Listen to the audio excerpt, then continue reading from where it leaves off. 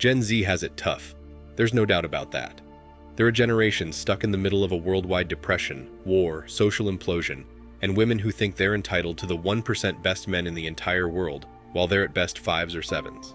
If you go to the gym, take care of yourself, make good money, dress well, work on game, and develop your skills, you too can take the opportunity to date someone who does none of those things and brings nothing to the table. So, what's the issue we're going to discuss? The issue is that Gen Z men are not even considering dating modern women. You know, before Gen Z, we had the millennials and then the boomers. The boomers really took it to town with clubbing and starting the hookup culture. Millennials continued that to a certain extent. But then came Gen Z. By the way, if you don't know, as per a 2022 report, the US Census designates Generation Z as the youngest generation with adult members born between 1997 to 2013. But before you start blaming this generation and calling them lazy, you have to have some context. When Gen Z crossed their 20s, they faced the COVID-19 global epidemic. They live in an era of high inflation across the Western world.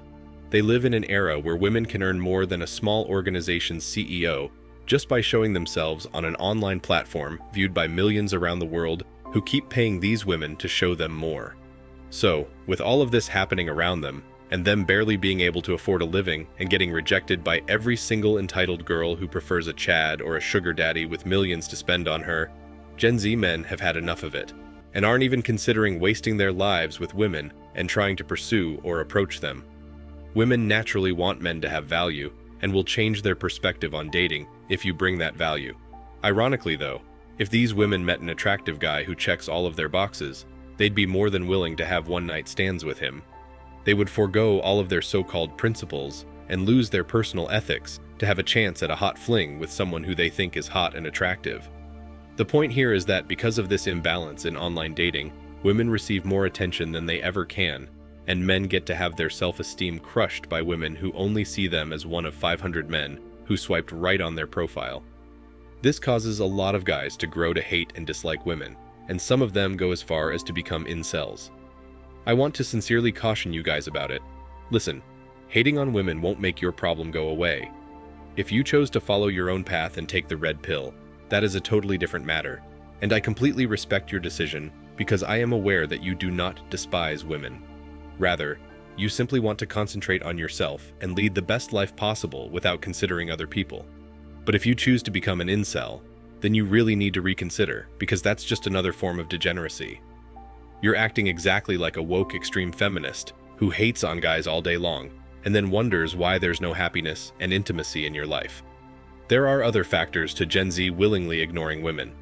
Dating apps are bad because women have many more choices, but when they find someone better than the person, they are with the monkey branch to another guy. They repeat the process until they hit the wall. Men don't want to date because of legal laws, the Me Too movement, and the cultural shift that ruined women. At the end of the day, men should get off dating apps and go talk to people, not just women, in person. However, relationships are a partnership. Men can do their best to fix things, but if women remain the way they are, nothing will improve. If you go back in history, it was the boomers who started the original hookup culture. The disco, roller skating rinks, custom vans, the summer of love, what we would call harassment in the workplace. All the time between the pill, Roe v. Wade, and then the disease scare in the early 1980s was all hookup culture. It was all in person and not computerized. But this was the original hookup culture. This is what kept going on until the 2000s, and then the next 20 years. Now, we have Gen Z men who don't even want to be part of this culture because they're too busy working 3 jobs for the same lifestyle that a boomer could manage with half a job. And now, modern women have everything negative to say about modern men. A common tactic is to shame a man for having a hobby that she doesn't find socially acceptable or trendy. If a guy enjoys something particularly obscure or nerdy and spends money on it, she will find it to be equivalent to her money being spent, and thus shame him for it. If his resources aren't being used on her, she deems it a waste. This is to be expected from this modern-day society. Most people in general use social media, texting, and other forms of instant and constant communication. However, what this new tech does is ruin their ability to have critical thinking skills, patience, and more. Today, women talk about equality all the time. They want the same wages as men without having to do the same level of hard work that men do. They want equal rights in everything, but don't talk about the level of their contribution to earn those rights. Their whole idea of equality is flawed. It used to be well-meaning, but the anti-men woke feminist agenda has thwarted everything good there was about feminism. It has made women aspire to become second-class men, not first-class women. So, what do modern women bring to the table? Drama, tension, intimacy, entitlement, and a constant need for unending validation and a lifetime supply of ego massages. And what do they want men to bring to the table? Everything. Why are men walking away from women? It's because they've realized the juice isn't worth the squeeze anymore. Women are more vulnerable to this as they are more social by nature, and in fact has ruined their ability to be more effective communicators and listeners. Top this off with the inflated egos they get from unlimited validation, from online photos and unrealistic standards. You have exactly what you see going on today. A hot mess. The truth is that marriage and the workforce are both jobs for women. Both marriage and employment do not last for more than a few years. In employment and marriage, women make demands and are determined to make men pay if they do not get what they want. Once the breakup takes place, the woman oftentimes can sue for harassment, abuse, or a variety of other things. Marriage is no different than having an OnlyFans account for women nowadays. Days both offer money and validation, and when she is done, she can turn both off at will.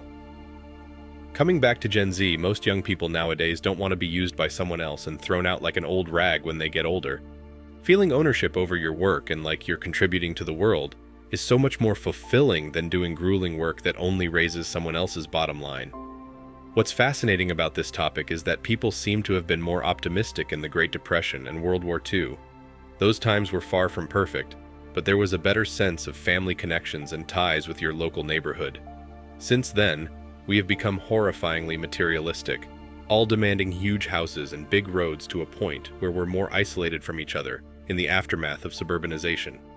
And as if that didn't make us disconnected from each other enough, we now have far more access to entertainment and instant gratification than what's healthy. And now that the illusion of a happy life all modernization has promised has been broken, it's no wonder the current young generations are so unhappy. This state of affairs will only persist for a short time, but for the time being, let's concentrate on some of the details. Males held 75% of the jobs that were lost during the 2008 financial crisis, and the industrial sector accounted for most of them. Some of you are saying that manufacturing jobs are irrelevant now that you've heard this. Much more significant is a profitable office position, but that isn't quite true, as the true tax base comes from the manufacturing class's actual productive work in the production of goods, as well as from the fact that they produce and generate goods and products for society and serve as the real supports for the families that make up the population.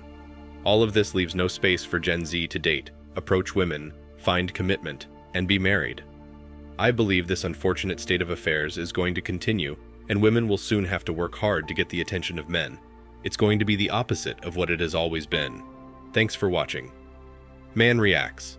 Show us your love and support by liking this video, sharing it with your friends, and subscribing to the channel. Support us and help us spread support for men around the world.